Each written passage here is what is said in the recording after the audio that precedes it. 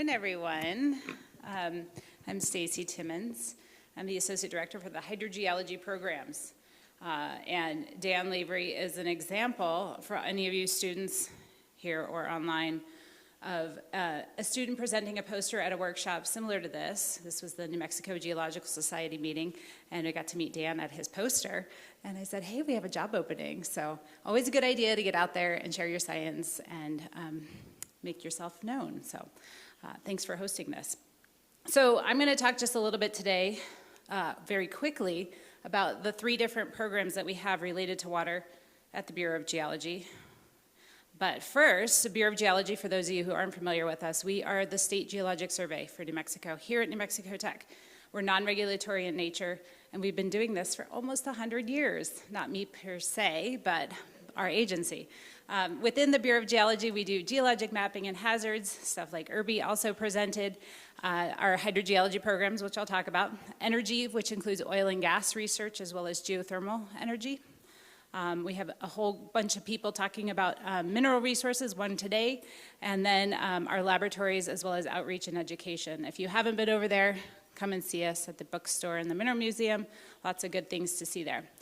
So the programs at the Bureau of Geology related to water include the Aquifer Mapping Program, which Dan Lavery works for, which also includes monitoring, the Water Data Initiative, and I'll talk about those 2 programs in particular today. A lot of the research that we do in those groups roll up to our water education program. This is a new program that started a couple of years ago with the goal of getting our science, the Bureau of Geology and New Mexico Tech, as well as many other state and federal organizations that do water research, getting that science to people in decision-making roles. So a lot of our work is we take legislators, decision makers, agency leaders out to field sites to see some of the water issues in our state through that water education program. So currently our program, we have about 15 full-time staff and 7 or so part-time. So a lot of people working together to solve our water issues for New Mexico. So just to jump in and talk a little bit more about the Aquifer Mapping Program, Layla Sturgis, who's here, is the Aquifer Mapping Program Manager, and she helps me coordinate a lot of the research around the state and about 17 projects that are active right now. I'm going to highlight a few of them today. So our main goal is to characterize the quantity, quality, and distribution of groundwater across our state using any tools available, such as geologic mapping, geophysical data collection, well and hydrology research, as well as geochemistry. And as I said, we are non-regulatory. We're also the only agency in the state that really does this kind of specialized research. So we get a lot of queries from our other state agencies. And the geology of New Mexico is not simple. Dan did a good job of starting to highlight that. The geologic map that you can see here on the screen, you can't really read it, but there's a lot of different colors. Each of those different colors represent different geologic units, which have different hydrologic properties. So in any of those different color blobs, you might find some water that has different chemistry, different ways of being produced from a well. And if you were to slice across the southern part of New Mexico along this line, this is a cartoon version of what it looks like. It is not generally flat-lying, easy layer cake geology across most of New Mexico, and a lot of it's interrupted by black lines here that you can see on the map. Those are faults. So a lot of it's pretty chopped up and disrupted, and so thinking about how groundwater moves through that is complicated. Additionally, there are volcanic features all across our state, particularly in this northwest direction, but also several places here in the southwest. And that also creates interesting hydrologic challenges. The funding for this program over the last 20-ish years has varied. We've generally been with the state funding at about $280,000, and we complement that with a variety of grants and contracts and gifts from philanthropic sources. So this is kind of what it looks like. You can see an interesting bump here in this last year. I'll try to talk about that at the end. If you think about the places that we've worked over the years, it's quite a broad range. Early in 2006, we had a few different projects actively going on, a lot in the Sacramento Mountains and Tularosa Basin area. And over the years, we've been able to cover more of the state with different kinds of geologic and hydrologic research. So in many of these areas that are gray are places where we've done some work. We maybe haven't answered all the questions, depends on what the grant funding was to work in that region. And then the green areas are places we're actively working right now, including the ones that Dan just talked about. So the 3D mapping work, Dan did a good job of highlighting that, so I won't talk much about that other than to say we have covered a lot of the southeastern part of the state and have goals of going further. And this is kind of an example of what some of these models come out looking like with different GIS features that can be imported into hydrologic models for predictive uses. We have a project going on right now, just right here in our backyard, in the Santa Acacia reach of the Rio Grande. If you've ever been down to the river, you might have come across wells that are there along the river in different transects. And there are 7 of those transects which are highlighted here on the map, these little black lines. Those are now instrumented with pressure transducers that are tracking the groundwater level and seeing what that does over time. And that is now in a real-time data set that's available online. And this project is with funding from the state, from the Interstate Stream Commission, also supporting 2 graduate students to do kind of a deep dive on how the river and what we call the low flow conveyance channel, which is adjacent to the river, are interacting. And so those 2 water features, the river often loses water into the low flow conveyance channel. We really want to understand the dynamics of that, and if we're operating the low flow conveyance channel in different ways in the future, how that will affect the vegetation and the basic hydrology of the region. So this project is going on right now with 2 students on that. Another project that we have that's been going on for about 6 years now relates to groundwater monitoring in general across the state. And so the map that you can see here, all of the red points are points that we collect data for, measuring groundwater levels, which gives us a sense of what the health of that aquifer is. If the groundwater level is declining, that's telling us that we're taking out more water than is getting naturally recharged. And so keeping an eye on that is really important. What you can see here also on the map are a bunch of black points. Those are the points that the USGS measures in a cooperative arrangement with the state engineer's office. What jumps out to me when I see this map is there's a lot of places not being monitored, and that's, I think, an important feature that we're working to address here in coming years. We're also working on a project right now that characterizes the groundwater for very large regions that will hopefully be used in the state's regional water planning efforts that are coming in the next few years. So this work is underway with longer technical reports and fact sheets coming out. This has been funded by a philanthropic organization called Thornburg Foundation, and our first drafts will be available this May and go into production in the year after. We're also working to build the first ever 2D map of all of our aquifers. This is the map that's currently available from the USGS, which you can see has some very big blobs that are named as aquifers, but not a whole lot of detail. And so we're working to refine that in more detail for the state. This is a national map, so obviously they're taking a very broad brush approach.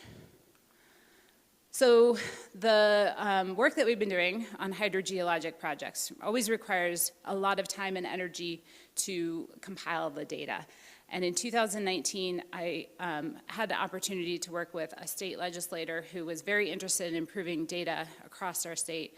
And so she wrote legislation that passed in 2019 that is now the Water Data Act. And in statute, it says that the New Mexico Bureau of Geology will convene multiple state agencies to improve how we manage our water data and make it so that it's more interoperable and shared together. So all of the state agencies now come together periodically to make sure that the data that they have is accessible for many of us to use. And Rachel Hobbs is the program manager for that. So she has been organizing a lot of work. The main goal here is to make finding water data simple. You can see a website if you'd like to go to find more information. The main ways that we're getting data out are using a data catalog. This is built on an open source platform called CCAN. We have participation from over 50 agencies and 200 different data sets listed in this catalog. This is the first step towards making data interoperable, is making sure that we know who has the data and what it looks like, what format is it in. So this is our data catalog, and then those data are available in a variety of ways. Some of the data in our catalog comes through that catalog as an API. Other data sources available at the agencies are directly available, and we're working to integrate that. So right now, we've been developing a groundwater dashboard so that all groundwater level data can be compiled together. And so anyone who wants to go find that information can just go look in one spot and not have to go to the 8 different agencies that organize or collect that. They can go to one spot and find that information and download and work from it there.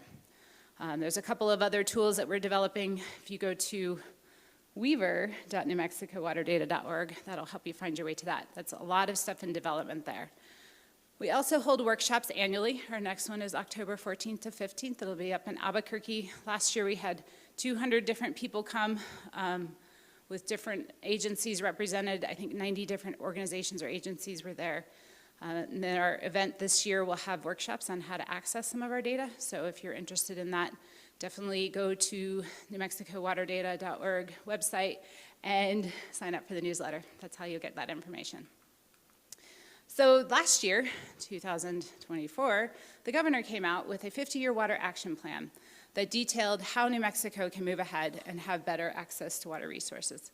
And I want to just highlight that one of the things in that was for the Bureau of Geology specifically to work on improving groundwater mapping and monitoring. In that plan, it calls us to characterize all of our major and minor aquifers, both the freshwater and the brackish water, to do the major aquifers by the year 2032, which is coming up, and to build a real dedicated groundwater monitoring network with 100 wells that are just for monitoring. That map I showed before is a lot of domestic wells or irrigation wells that are reused. So add 100 new wells by 2037. So that means drilling. The idea here is that with more detailed maps all across the state, we can have a much better picture of what our water resources look like. We can start thinking about where we want to put aquifer storage water. Where is recharge actually happening? Where is the watersheds that we really need to be protecting? And think about a really complete water budget for the state. That is not something that currently exists. So the way we have hoped to do that is to start, as you do with many research projects, by compiling the existing data. Having the Water Data Act, we have a really good head start on that. We'll be building initial draft maps. A lot of the work that the 3D map program has been working on build toward this. The big ticket item is filling the data gaps. So once we've identified where the data gaps are, our hope is to go out and either drill wells to explore what's in the subsurface or to collect new geophysical data. Sometimes that can be collected from a helicopter or an airplane, aerially collected geophysical data, or land-based. Either way can be very expensive to collect. So over the next 12 to 15 years, in order to address what the governor has asked us to do in that water action plan, we've estimated that it's over about $175 million in total to get that work done. And that's a long time, but it will need to move very quickly to address all of the questions that are being thrown at us. So with that data, then we update the models and then set those wells as long-term monitoring sites. So they're both exploratory and monitoring in nature.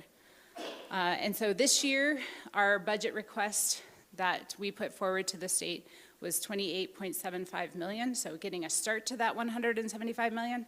And that's still being debated right now at the legislature, and we'll see how that turns out at the end of the session. But the goal here is that we will have tools that will help us quickly get a glance at what is going on in our aquifers. We'll have hydrographs that show us what the trend is in any given watershed or basin.